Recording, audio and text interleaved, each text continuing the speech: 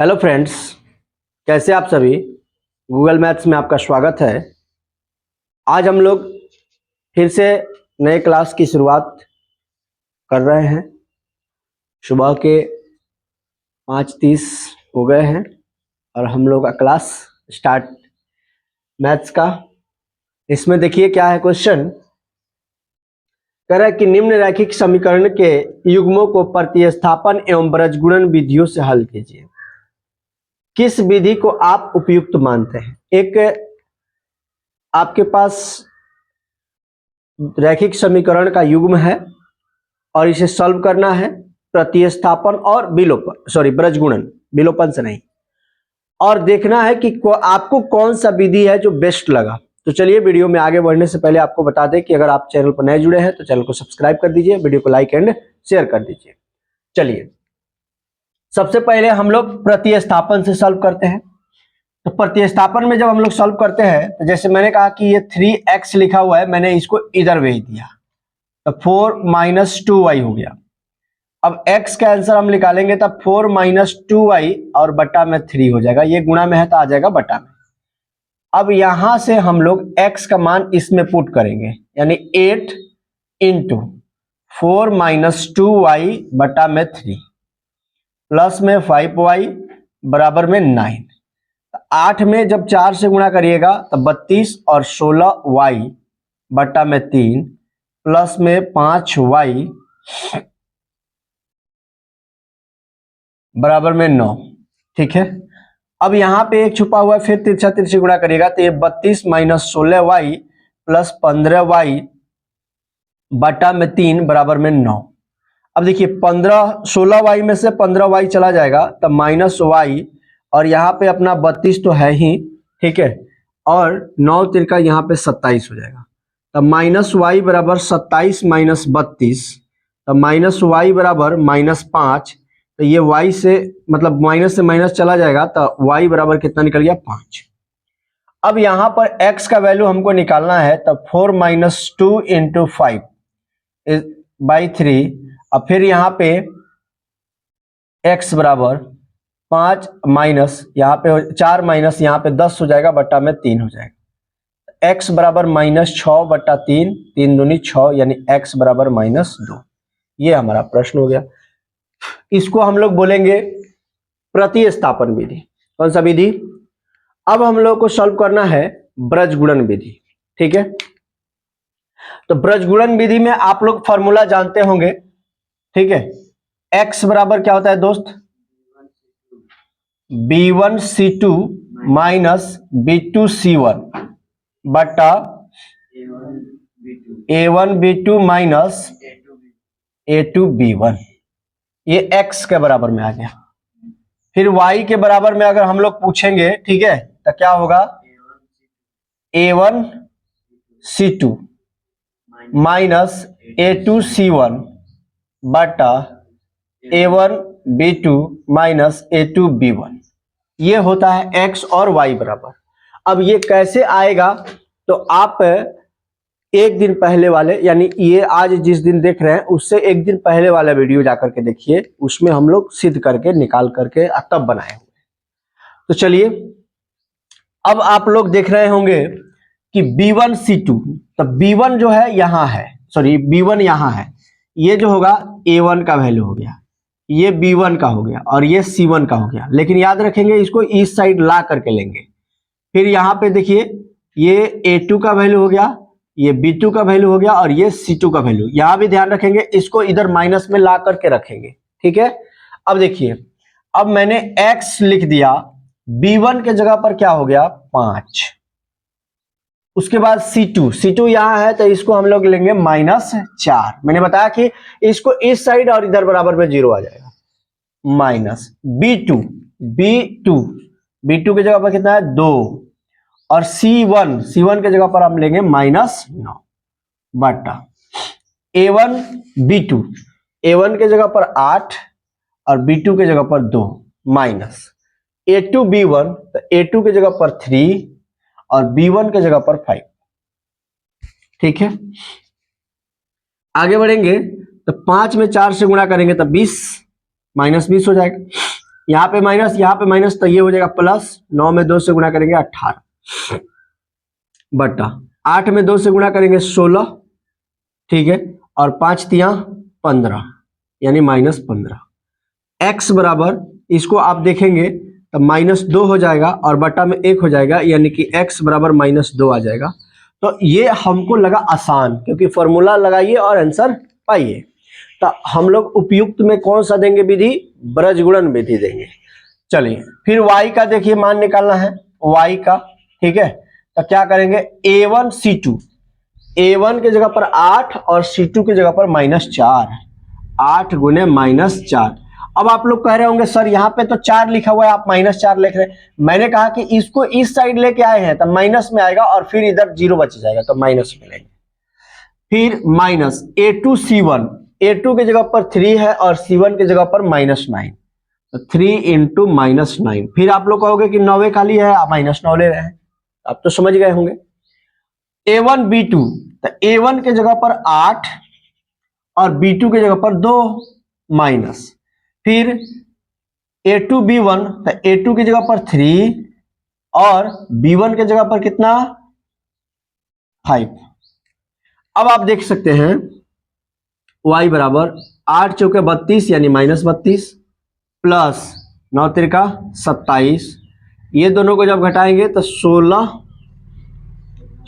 -15, ठीक है। तो y बराबर यहां पे आ जाएगा -5, 27 5 32, और उसके बाद क्या आ जाएगा यहाँ पे 1, तो ये y बराबर -5 निकल रहा है, क्या 5 ना आएगा? यहाँ पे कहीं मिस्टेक हुआ है। 8 चौके 32 -32,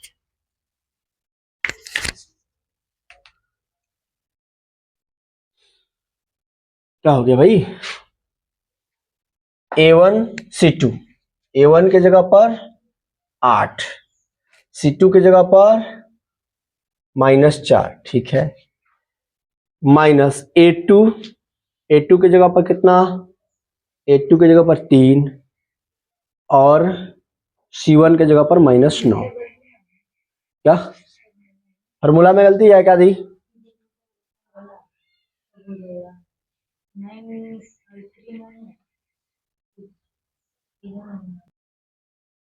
देखिएगा दोस्त, यहां पर होगा c1 a2, यहां पे हो जाएगा c1 और यहां पे हो जाएगा a2, ठीक है, और यहां पे हो जाएगा a1 और यहां पे हो जाएगा c2 हो गया है, यहाँ यही ना है, लिख दिया है, ठीक है।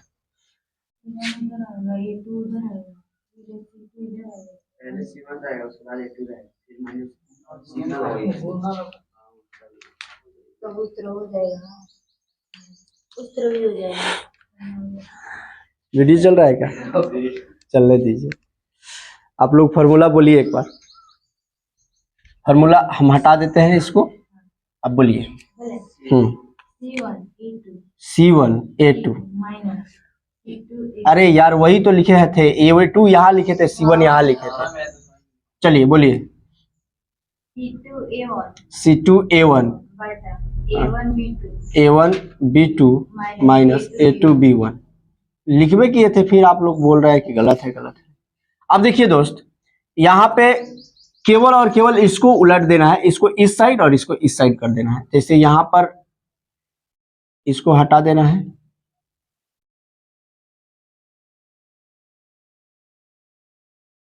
अब समझ लीजिए एक बार, थोड़ा सा इधर का इस साइड वाला इस साइड हुआ है, इस साइड वाला इस साइड। अब देखिए C2 A1 C1 A2 C1 9 फिर A2 यहां पे लेंगे हम लोग -9, ठीक है, क्योंकि इसको उस साइड लेकर के लेंगे। अब C1 का हो गया, अब हम लोग को लेना है A2, A2 कहां है, यहां पे 3 माइनस हो गया। अब C2 की जगह पर कितना लेंगे, -4, फिर उसके बाद A1 का क्या लेंगे, 8।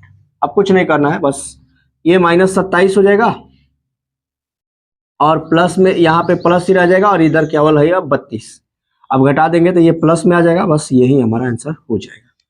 कुछ नहीं, केवल ये फॉर्मूला इधर का इधर लिखा गया था।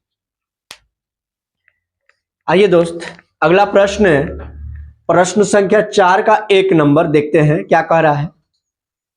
कह रहा है कि एक छात्रावास के मासिक व्यय का 1 भाग नियत है। तो यहां पे लिखेंगे,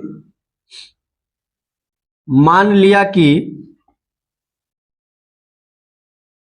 नियत भाग या नियत किराया x रुपया है तथा शेष इस पर निर्भर करता है कि छात्र ने कितना दिनों तक भोजन लिया है। जब एक विद्यार्थी ए को जो 20 दिनों तक भोजन करता है 1000 रुपया अदा करना पड़ता है। कितना अदा करना पड़ता है? 1000। तो अतिरिक्त जो व्यय है, अतिरिक्त व्यय उसको मान लेंगे y रुपया, ठीक है। और एक छात्र ने प्रश्न से एक छात्र ने 20 दिनों तक भोजन किया है,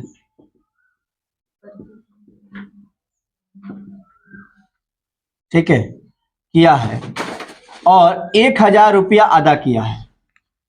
कितना दिया भाई? 1000 रुपया, ठीक है।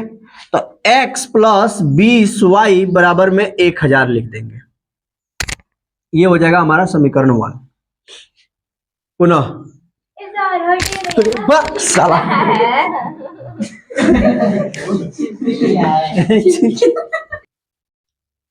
पुनः प्रश्न से अब क्या है कि कह रहा है कि अब एक छात्र बी ने 26 दिनों तक भोजन किया है। छात्र बी ने 26 दिनों तक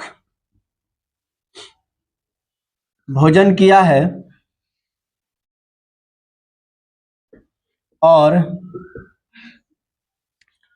26 दिनों तक भोजन किया है और 1180 रुपया अदा किया है। 1180 रुपया अदा किया है, ठीक है। अब ध्यान से देखिएगा, यहां पे x प्लस 26y बराबर में 1180 रुपया। इसको हम देंगे समीकरण 2, ठीक है। अब इसको सॉल्व करेंगे।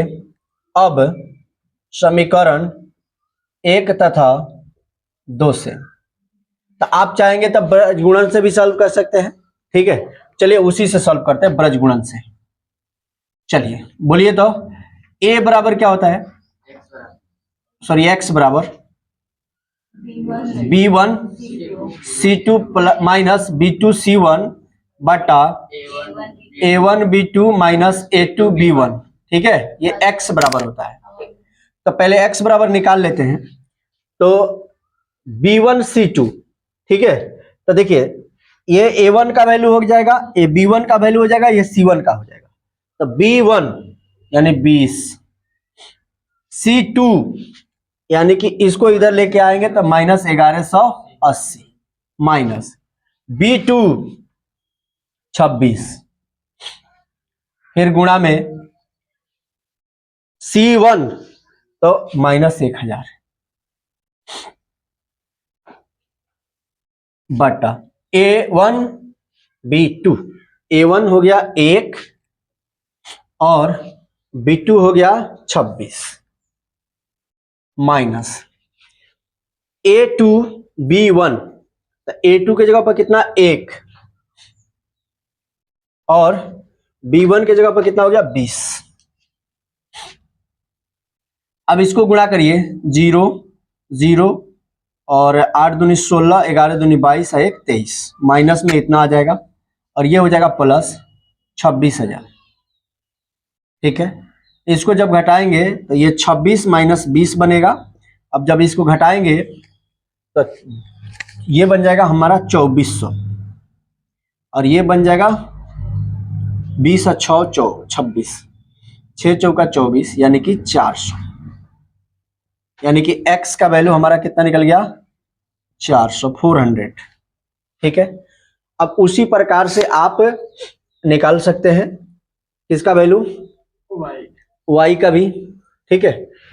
तो दिख तो नहीं रहा है, फिर निकालेंगे कहां से y का, इसको पहले नोट कर लीजिए। आइए दोस्त, अब b का मान निकालते हैं। यहां से इसको हम हटा देते हैं, ठीक है।